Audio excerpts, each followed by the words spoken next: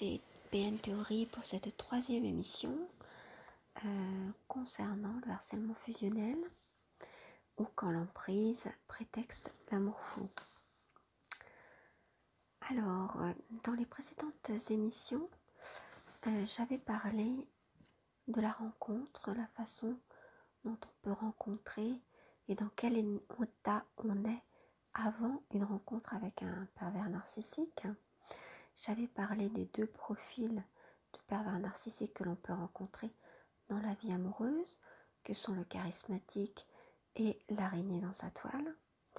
J'avais parlé dans la deuxième émission aussi des deux types d'évolution c'est-à-dire dans quel état vous pouvez trouver le PNN dans une relation amoureuse. Soit il est expérimenté parce qu'il a déjà vécu plusieurs autres relations amoureuses et il sait comment il fonctionne. Dans ce cas-là, il saura très bien ce qu'il fait, il sait très bien qu'il fait du mal et il sait très bien que c'est sa manière de fonctionner, que ça lui apporte beaucoup de satisfaction. Il sait qu'il est toxique en gros, il sait très bien. Et il peut très bien vous le dire d'ailleurs au début d'une relation, tout en plaisantant, parce que vous savez qu'avec un pervers narcissique, vous ne savez jamais si ce qu'il dit, il le dit sérieusement ou pas. C'est toujours l'ambiguïté, de toute façon, et le grand flou.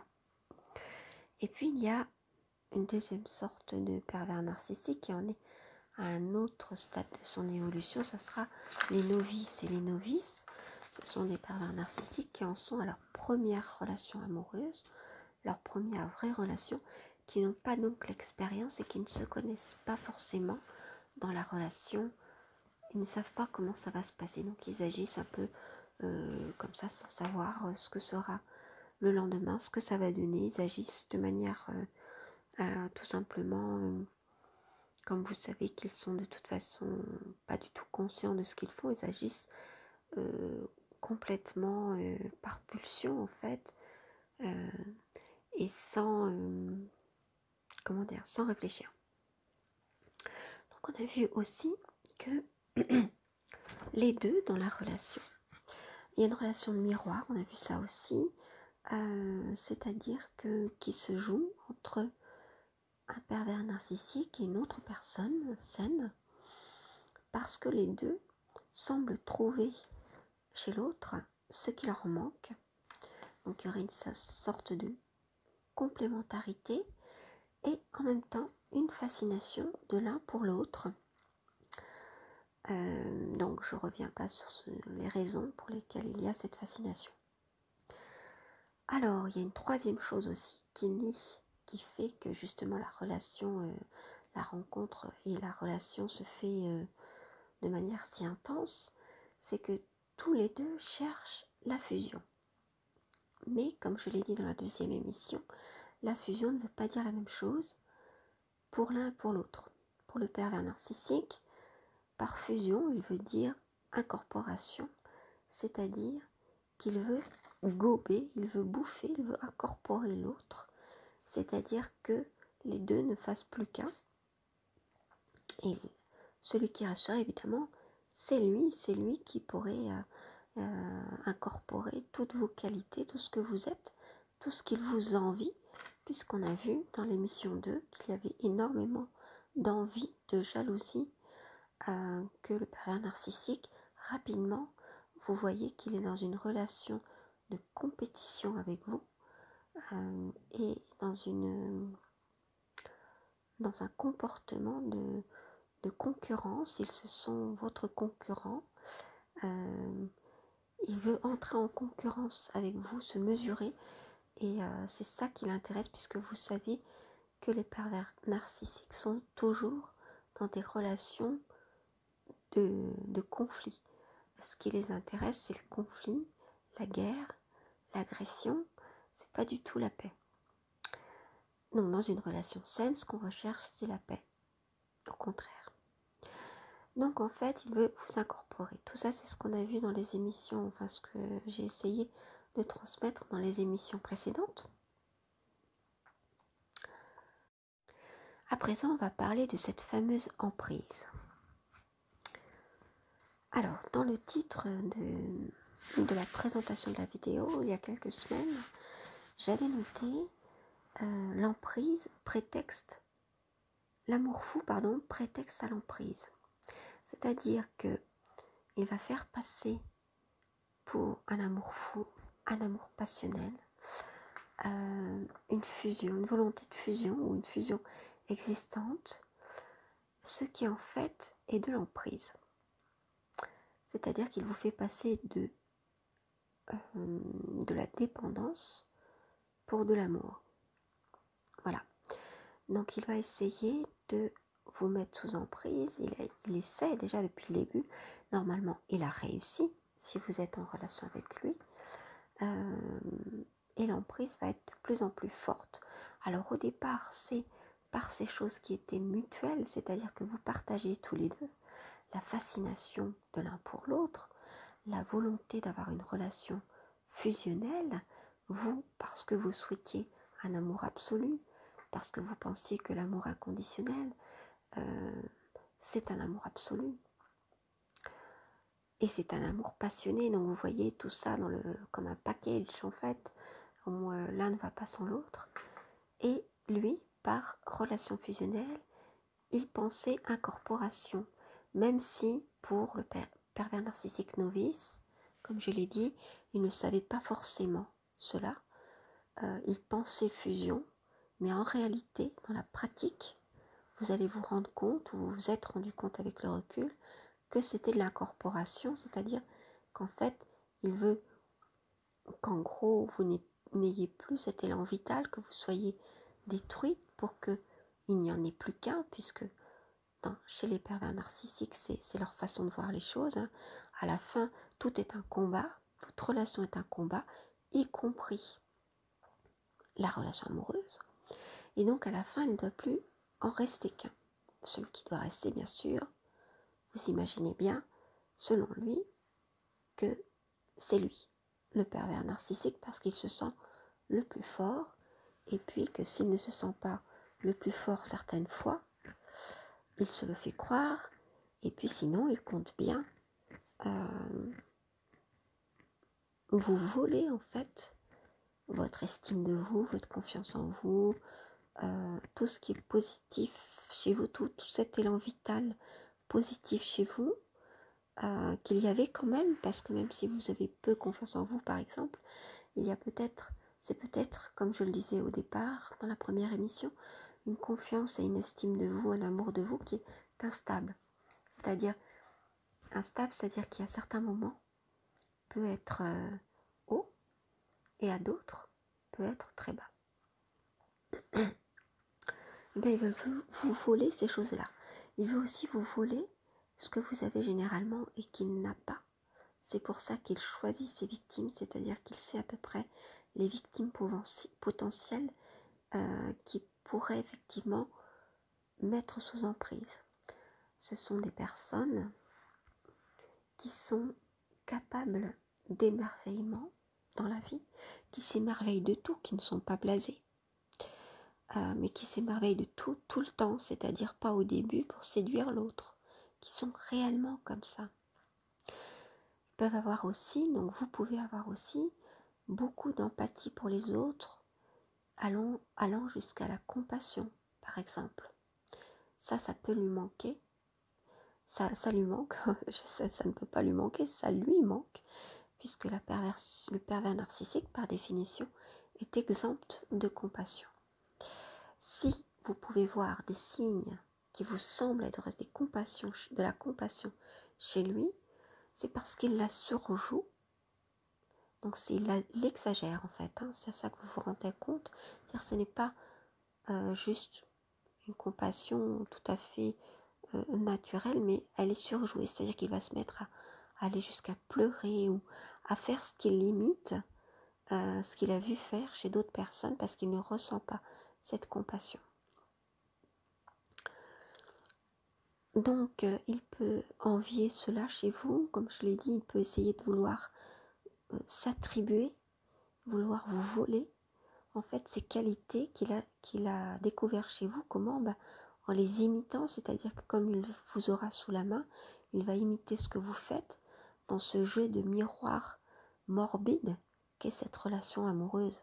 Amoureuse, voyez, on va le mettre de plus en plus entre guillemets au fil des émissions, puisque vous voyez très bien que c'est pas du tout une relation amoureuse, ou en tout cas que vous êtes seul dans cette relation amoureuse, parce que le pervers narcissique, qu'il se connaisse ou pas, qu'il soit novice ou expérimenté, n'est pas du tout dans une relation amoureuse. Lui, il est dans un combat.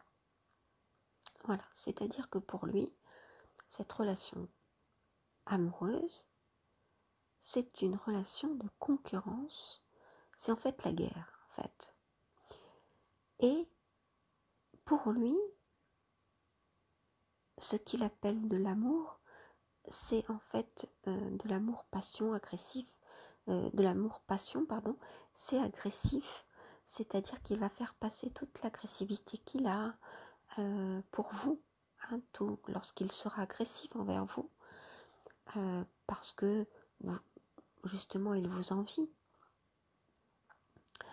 ou il veut vous détruire à la fin, surtout lorsque vous vous rebellez et que vous résistez, eh bien en fait, il va faire passer cela, il va utiliser ces mots d'ailleurs, pour des querelles d'amoureux, pour dire mais c'est normal de s'engueuler par exemple, c'est normal de s'engueuler quand on s'aime vraiment, ça prouve qu'on s'aime vraiment, voyez, vous voyez un petit peu ce genre de scène qu'il peut y avoir dans ces relations qui sont extrêmement intenses, où il y a généralement beaucoup de scènes, dans le cas du pervers narcissique charismatique.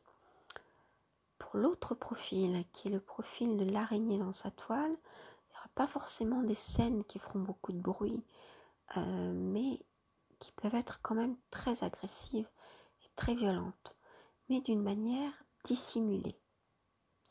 Donc c'est-à-dire qu'il peut y avoir de la violence morale dissimulée, avec beaucoup d'ambiguïté, où il jouera sur les mots, mais j'ai pas voulu dire ça, pourquoi tu as cru?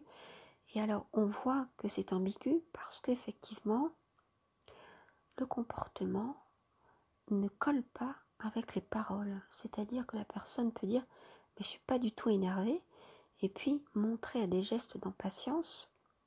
Si vous avez un faux calme par exemple, ou une fausse calme devant vous, va montrer en tapant sur le toit, en tapotant sur la table, qu'il est énervé.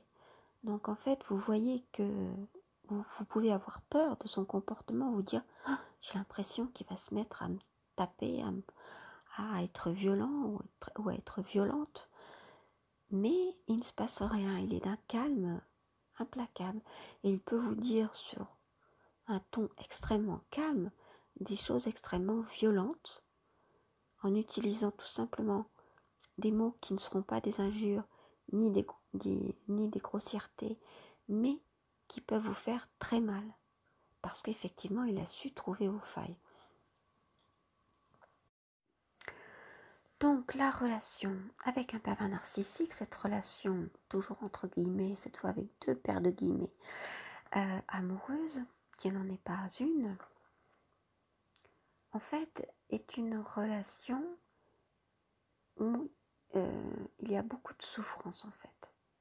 Et il peut vous dire, si vous vous en plaignez par exemple, ou alors vous pouvez le croire de vous-même, que justement c'est une relation d'amour parce qu'il y a cette souffrance, parce que peut-être que dans vos relations amoureuses précédentes, vous avez vécu beaucoup de souffrance, vous êtes habitué à cela, vous êtes habitué à être maltraité, et donc que parce que vous êtes habitué à être maltraité, vous ne voyez pas qu'il vous maltraite. C'est une des raisons pour lesquelles vous êtes aveugle, hein, généralement, parce que vous avez été maltraité enfant, ou alors dans vos autres relations amoureuses. Et puis parce que vous vous dites, l'amour c'est la souffrance.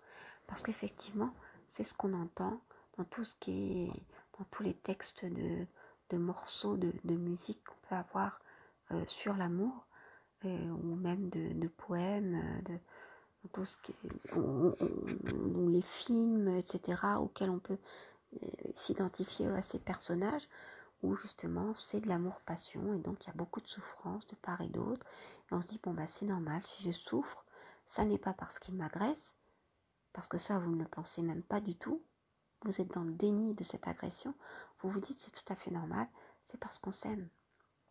Et comme vous êtes aussi amoureux ou amoureuse, et je vous rappelle que vous êtes seul dans cette relation amoureuse, lui il est dans une relation de combat, ou alors il n'est pas dans une relation, c'est-à-dire que c'est un rapport qu'il a avec un objet, puisque vous êtes un objet pour lui. Donc, vous voyez, ça peut être une des trois.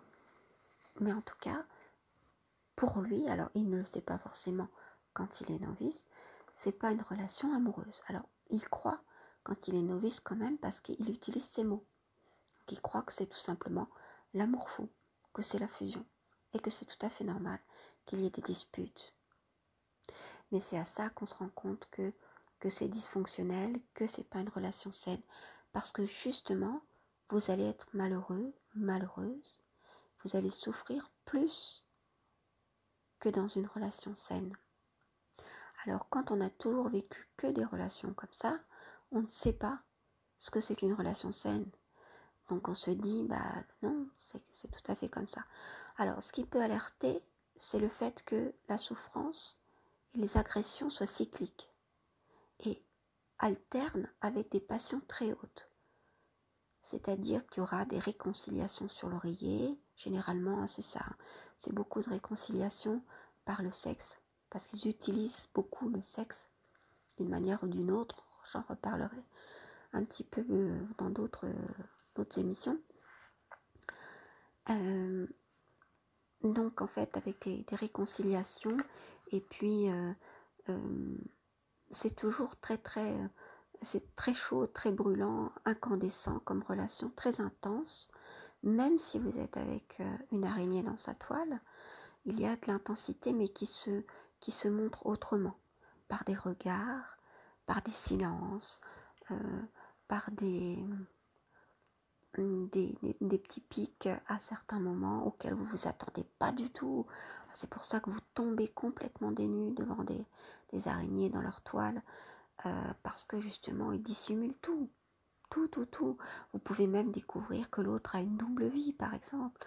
Ces dissimulateurs sont vraiment des dissimulateurs hors pair. Ces araignées, sont des dissimulateurs ou des dissimulatrices hors pair. Donc ce sont des relations qui ne sont pas comme les autres à cause de ce côté cyclique de la souffrance. Dans une relation saine, il n'y a pas de la souffrance à ce point-là. Ou alors, elle est dépassée. C'est-à-dire que les conflits sont dépassés. Un conflit, c'est quelque chose qui se dépasse. C'est à ça qu'on voit la différence avec une agression. Une agression, elle ne peut pas se dépasser, ou uniquement, c'est ce dont on venait de parler à l'instant, ou uniquement par la diversion. C'est-à-dire, c'est un pervers narcissique qui vous dira, bon allez, on n'en parle plus, c'est bon, et puis il va y avoir des réconciliations sur l'oreiller. Ou alors il va passer à tout à fait autre chose, vous vous dites, bon ben c'est bon, il ou elle a oublié, etc. Mais on n'a pas dépassé le conflit, c'est-à-dire qu'on ne l'a pas réglé. Le problème n'est pas réglé du tout.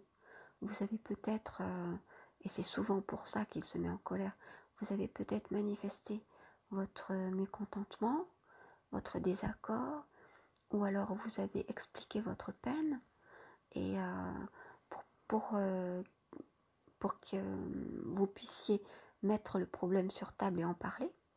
Mais lui ne veut absolument pas en parler, ni il veut que les choses restent comme ça. Il ne veut pas régler les problèmes. Alors que dans une relation saine, l'autre cherche à régler les problèmes.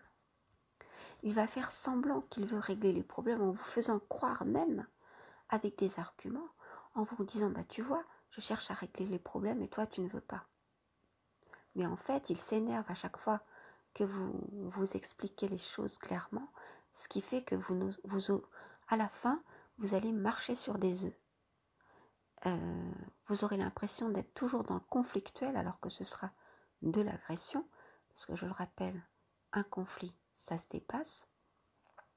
C'est tout à fait normal d'être dans le conflit, même dans un couple, à certains moments. On n'est pas toujours d'accord.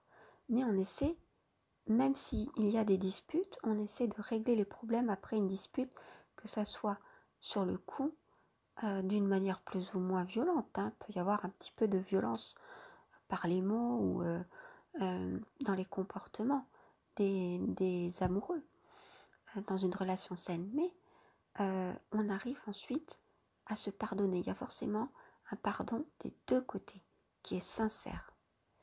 Alors ça peut être sur le coup, ça peut être après coup. On en reparle et on trouve une issue.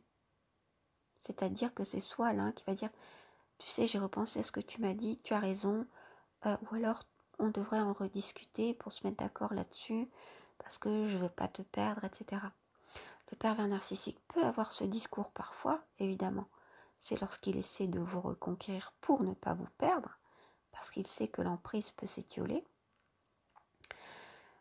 Mais ça n'est pas vrai, donc vous vous en rendez compte parce qu'en fait, vous n'allez pas être satisfait ou satisfaite de la résolution. Il ne va pas essayer de discuter vraiment. Il va, à la fin, c'est-à-dire que ce sera vous qui aurez tous les torts. Le problème, ça sera vous. Vous allez même en arriver à vous culpabiliser, voire même à devoir lui demander pardon. Voilà, parce que les pervers narcissiques arrivent à inverser les choses de telle manière que si le conflit vient du fait que justement vous êtes plein d'être malheureux ou malheureuse, par exemple du fait qu'il vous agresse ou des choses comme ça, ou qu'il vous bat par exemple, il va finir par vous dire que finalement le problème c'est vous parce que vous l'avez énervé et il va falloir que vous lui demandiez pardon. Vous voyez, un petit peu l'inversement. Voilà, l'inversion c'est une des techniques, une des caractéristiques du fonctionnement pervers. Voilà, c'est-à-dire que le pervers, donc je ne parle pas là du côté narcissique, le pervers justement fonctionne dans l'inversion, dans la projection, dans l'inversion et aussi avec d'autres modes de fonctionnement que j'expliquerai plus tard. Alors on va arrêter là cette troisième émission aussi, puisque je ne veux pas faire des émissions trop longues. Donc effectivement, dites-moi si cette émission vous a plu dans les commentaires, si vous avez des questions à me poser ou à me soumettre, ou ce dont je pourrais parler pour la suite, n'hésitez pas. Et puis n'hésitez pas, si ça vous a plu, à mettre un petit pouce levé, ça fait toujours énormément plaisir, ça m'encourage. Voilà, merci de votre écoute, prenez soin de vous et à bientôt pour une prochaine.